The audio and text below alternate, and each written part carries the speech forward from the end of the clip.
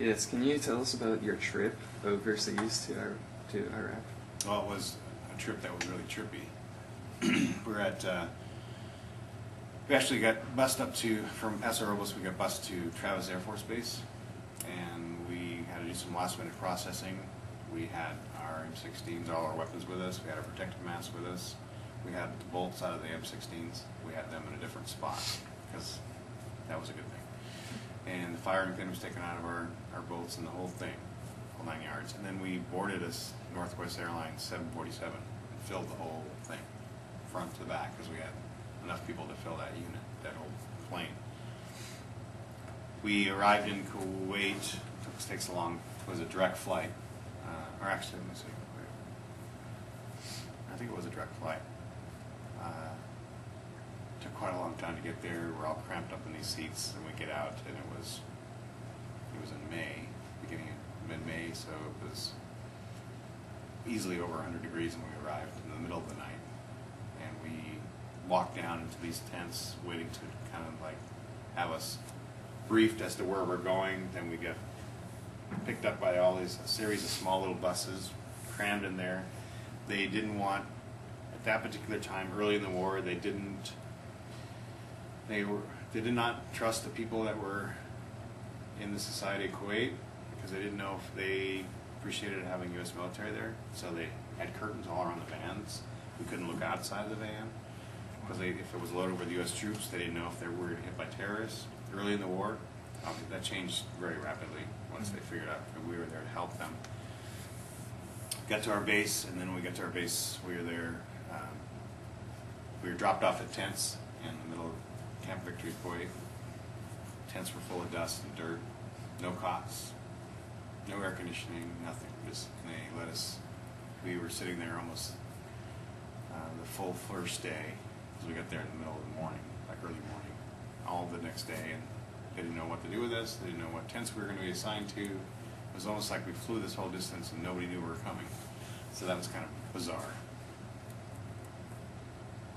So in both of our Iraq books, the soldiers, they kind of express feelings of discontent for their higher officers. They think that they're kind of incompetent, they don't know what they're doing, and they're there just to get a raise or, you know. Yeah. So did you have similar experiences? Yeah, National Guard officers are few and far in between, because not many. We have a real shortage in the Guard, because a lot of them. Because if you join as a military officer, and you join for a period of years, let's say 6 years, and you decide to leave the military because they invest so much into you, you never really can get out. And you can be redeployed as many times as you want, so a lot of officers don't like that. Because especially in the Army, they don't really treat you with the kind of respect you might have in Coast Guard or Air Force. But the officers we had, we were lucky. Again, a lot of our officers we met 4 months before for the very first time. We weren't in a unit together with them for a long time. But most of them had been in the Guard for many years, and they were generally okay, with a few shortcomings here and there.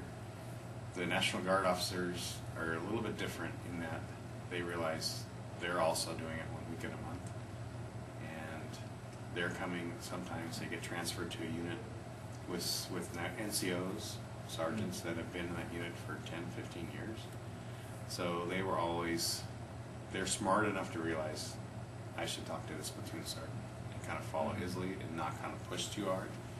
So luckily we got several of those officers that kind of listened to reason, and they adapted to the needs of the company, and they weren't headstrong a lot of times. Sometimes they did, but most of the time they were pretty good. Did you form any friendships or camaraderie with your fellow soldiers? I did. Definitely tight camaraderie while you're in the process of it. When you live with guys 24 hours, you never get a break. You can't go anywhere. With the downtime you have lots of laughs. Storytelling. and having a few beers after training when we can do that. Lots of fun. Also, you know that it made it more interesting because when you are training and you know you've been told you've been activated to go to war, all of a sudden you realize, well, I have to depend on these guys for my life, possibly. So there's some pretty strong friendships that were intense during the 18 months I was with them. But then it was really odd. If I was still in the National Guard, I probably definitely would have fostered those friendships even more. But about a year and a half after I returned from Iraq, I earned my 20 years. I earned the right to retire, so then I left the Guard. But there's still a couple friends I keep in contact with through the Guard. One of which lives in Seattle. He was a fellow teacher. He's retired too. So they're not as, I don't think the friendships were as intense as, and I kind of like, because of the separation from civilian life, my friendships there were something that interrupted my family time. So when I got back, it was all 100% focused on them, and those kind of went by the wayside a little bit. So how did you stay in touch with your family while you were in Iraq? A couple of different ways. Letter writing, of course, is the best because you can really put out your thoughts on paper, and you have plenty of time sometimes on these missions. Then there's also we were allowed to get at the PX. They sold Post Exchange. They sold cell phones, the one-use cell phones that you could use in areas in Kuwait. You couldn't use it in Iraq. It was kind of useless because they didn't have the cell technology. So once we get back into Kuwait, we could call using the cell phone with prepaid cards.